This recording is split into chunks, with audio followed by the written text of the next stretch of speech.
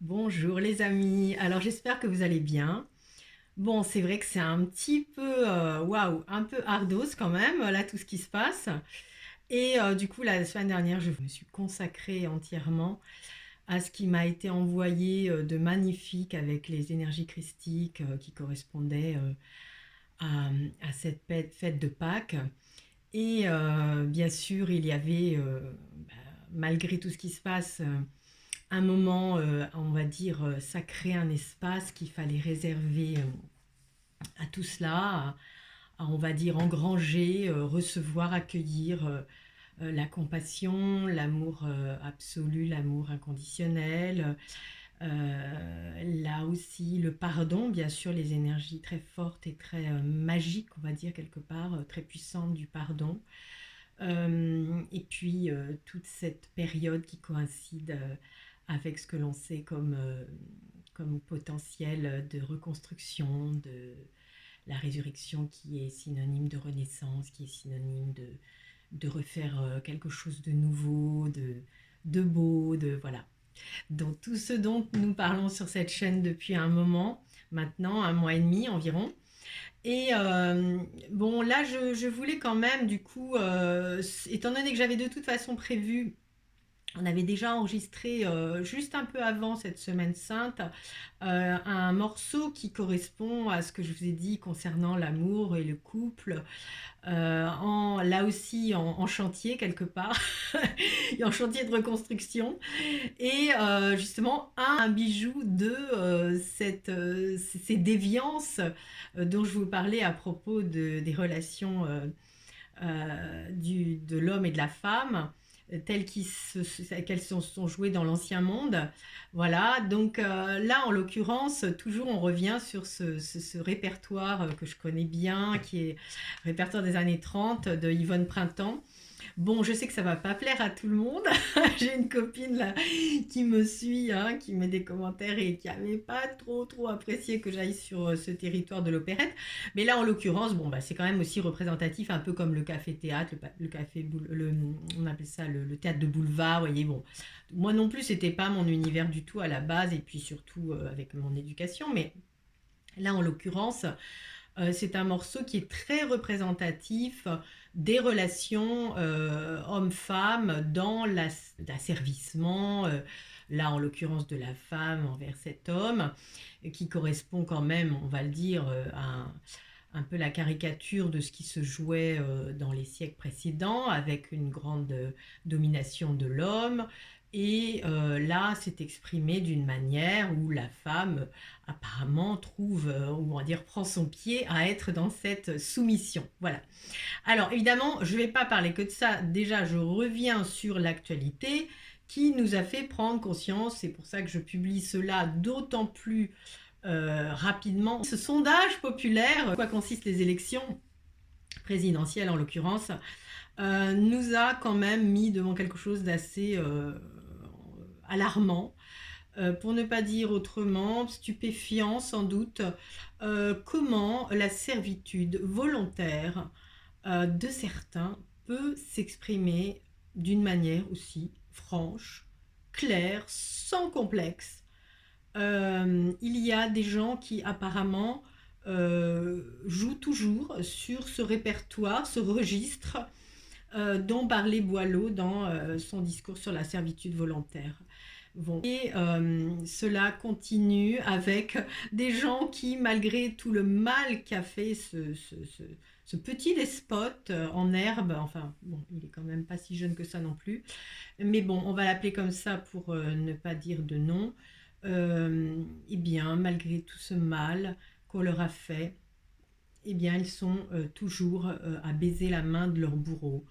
On confine, on reconfine, on vous ouvre la porte, on referme le bercail, on vous fait porter des masques, on vous fait porter la marque de l'asservissement et vous en redemandez et vous la demandez vous-même, vous courez, certains, hein, je ne dis pas tout le monde, hein, oh là là, on est bien d'accord, vous n'êtes pas là par hasard sur cette chaîne, voilà, j'ai affaire à des gens bien entendu éveillés et conscients et en voie d'expansion vers un futur enviable et souhaitable et pour l'humanité et nos enfants et nos jeunes. Parce que bon, comme je vous l'ai dit, j'en ai quatre, hein, donc voilà. Et puis j'avais une élève hier qui porte un enfant dans son ventre, qui est complètement consciente de tout ça et qui est formidable. Et donc ça veut bien dire que nous gardons l'espoir. Mais c'est vrai que c'est pas toujours évident, quoi. Là, il y a eu quelque chose d'assez glaçant.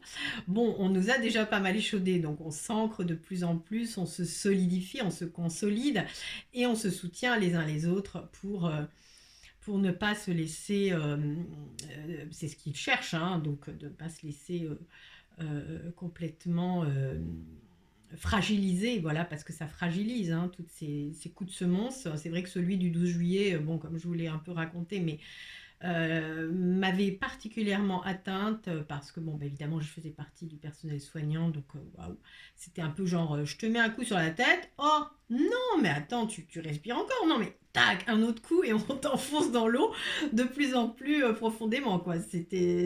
Voilà.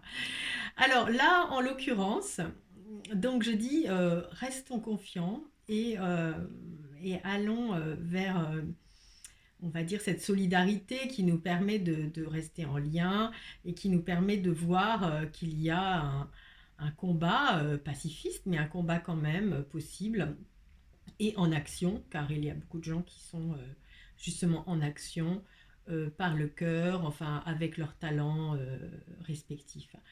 Alors là, dans cette... donc pour pas... je clôt le sujet concernant l'actualité, hein, que vous connaissez, bien entendu.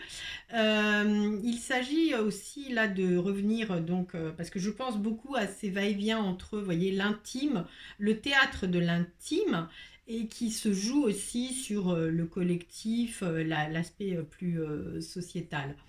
Donc, sur cette chanson que vous allez entendre, qui est enregistrée donc, juste après cette petite allocution de Catherine, voilà, avec mais c'est là on s'est fait un plaisir parce que c'est quand même de la musique qui est savoureuse.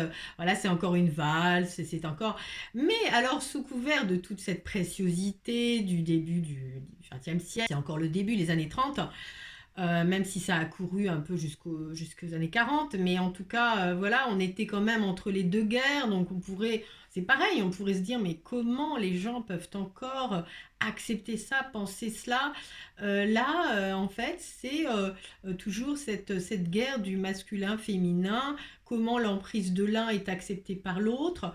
C'est toujours extrêmement délicat et on ne peut pas non plus jeter la pierre à telle ou telle personne, parce que c'est vrai que tout ça, ce sont des mécanismes très subtils, en fait, quelque part, hein, puisqu'on a des analyses même actuellement là, sur ce qui se passe et que c'est difficile d'accuser telle ou telle personne. Vous voyez, ceux qui se mettent leur masque dans la voiture tout seul en ce moment alors qu'on a arrêté les masques, bon, on a vite fait, évidemment, d'aller éclater de rire, voilà, mais en même temps, voilà, qu'est-ce qui se passe pour eux? Qu'est-ce qui se passe? Et là, on nous appelle dans ces énergies, justement, dont je parlais tout à l'heure, de compassion, d'énergie d'amour inconditionnel, d'aller vers l'ouverture, j'ouvre le dialogue et j'essaie de comprendre.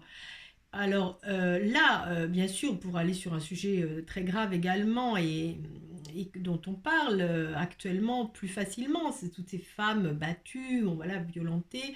Il y a cette violence aussi qui n'est pas forcément dans les actes. Il y a aussi des hommes qui subissent, comme on appelle ça en psychanalyse, la castration perpétuelle d'une femme extrêmement enfin voilà, despote.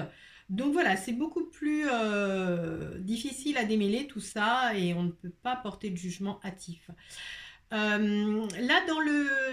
dans cette ère, bon, évidemment, on entend la femme carrément dire je t'aime, malgré tout ce que tu fais, quoi. Alors là, elle est soumise, elle est conquise, elle est, voilà, je suis ta chose. Enfin, vous allez voir, c'est vraiment dans l'état d'esprit, hein, il faut l'entendre aussi, dans l'état d'esprit, comme je vous le disais, du théâtre qui rejoue les choses pour les exorciser, les catharsiser, etc. Donc, on est dans cette période-là et c'est pour ça que je me permets avec Vessela, on a cette foi comme quoi, malgré ce que nous chantons, qui est représentatif d'un excès là, en l'occurrence, hein, d'un excès d'écueil les relations d'amour, enfin si on peut appeler ça l'amour, enfin de l'amour voilà, terrestre tel qu'il est connu depuis la nuit des temps. Et nous avons cette foi que il pourra quand même aller vous voyez, se diffuser une guérison précisément à cet endroit-là, précisément sur ce défaut-là, cette aberration-là, vous voyez, cette excroissance incroyable comment dire, de contresens par rapport à ce qu'est l'amour, finalement, tel que nous l'ambitionnons pour notre futur désirable, vous voyez. Donc voilà, c'est vraiment vous voyez, c'est langoureux, c'est insistant, c'est comme la valse, vous voyez, ça revient, ça repasse, et on est sur cette même énergie-là, et la femme, on a l'impression dans cette façon de psalmodier tout ça, dans la façon dont elle continue et persiste et signe à dire je suis à toi comme vraiment une esclave, eh bien on a ce sentiment qu'elle prend son pied quelque part à ça. Donc c'est vraiment, voilà. Donc c'est la quintessence des relations de ce type-là. Et je fais quand même un retour sur le fait que ça vient résonner aussi au niveau des couples sacrés, donc je vous parlais, les flammes jumelles. Pour moi, c'est cette ère-là, parce qu'il y a ce moment-là où dit, entre guillemets, chaser, donc la polarité qui poursuit l'autre, est amenée à vivre ça, vraiment, mais d'une manière grandiloquente.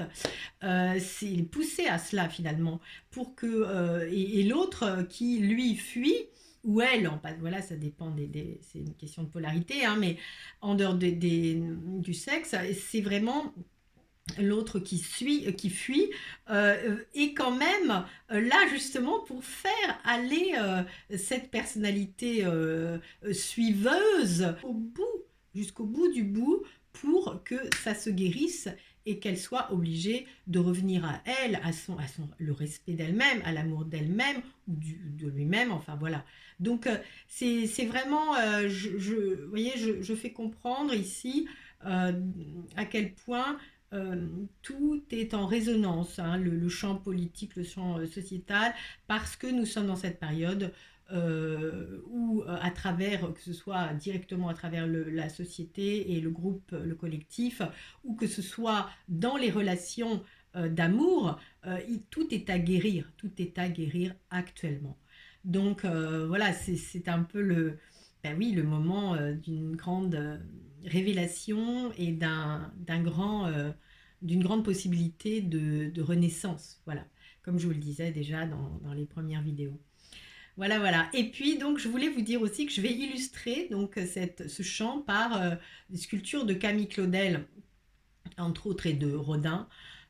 Pourquoi? Parce que, selon moi, je n'ai pas lu suffisamment, hein, sur leur vie, mais bon, j'ai quand même vu le film, j'ai quand même regardé des choses. Et puis dans la sculpture, bon après voilà, il faut être sensible à tout ça, mais ça se ressent. À mon avis, ils étaient dans un parcours flamme jumelle, sachant qu'elle était Camille Claudel, donc elle était dans cette... On voit sur cette sculpture que je mets là, l'implorante, où on voit donc une suppliante voilà, qui émane l'amour. Et Rodin, lui, était en couple et n'a jamais quitté sa femme, donc cette fameuse qu'on dit énergie tierce, enfin voilà. Mais bon, ça peut faire partie d'un parcours justement où rien n'est terminé dans cette incarnation-là. Mais c'est extrêmement tragique, et on le voit dans le film, et puis on le sait qu'elle a fini aliénée, donc en plus c'était une période où où finalement on était vite incarcéré, je dirais pas pour un oui, pour un non, mais bon, c'était plus facile aussi, quoique actuellement j'ai entendu dire que c'était pas forcément folichon non plus. Mais voilà, en tout cas, il y a des choses, des signes qui me prouvent que il y avait quelque chose de cet ordre-là dans leur relation. Et puis bon, bah, ce qui me touche particulièrement, c'est son côté, enfin l'artiste que c'était. Donc même en tant qu'artiste, elle n'a jamais été reconnue à la hauteur de ce mentor, de celui qu'elle aimait, qu'elle admirait, Rodin, qui lui, évidemment, en tant qu'homme, à cette époque-là, en plus, c'était d'autant plus difficile pour une femme de se faire reconnaître comme une artiste à part entière. Donc c'est vraiment, vous voyez, je pense que cette œuvre-là et cette histoire-là d'amour vient bien mettre de très belle manière, vient parler de ce que je viens de vous dire là. Voilà. Et d'autant plus que je sais aussi que j'ai vu qu'il y avait une statue. Alors ça, c'est juste pour vous confirmer qu'à mon avis, il y a quelque chose de spirituel et il le savait quand même, Rodin, parce qu'il tourne autour du spirituel plus qu'on ne le croit. Puis la question du corps, il y a quelque chose de cette question de l'incarnation, du sacré incarné, vous voyez ce que je veux dire. C'est vraiment très puissant. Et chez elle, ça va être un peu plus délicat, mais il y a vraiment voilà, cette torture de la condition humaine qu'on ressent dans la manière même dont est sculptée la matière et façonnée. Et il y a une sculpture de Rodin qui s'appelle Méditation. Et je vais vous la mettre aussi. En tout cas, c'est vraiment une œuvre qui, selon moi, porte bien ce mystère aussi de l'intrication difficile pour nous et qu'il faut nous garder de juger, mais juste accueillir une guérison là-dessus et la souhaiter, l'appeler, la demander. Voilà. Alors écoutez, je vous dis à très vite, la semaine d'après. Nous aurons passé le deuxième tour des élections. Voyons ce que ce théâtre grandiloquent, cette mascarade nous amène encore. Enfin, en tout cas, là, régalez-vous avec la musique soyez confiants et alignés avec ce que vous souhaitez, avec ce que vous vibrez. Voilà, je vous dis à très vite. Au revoir.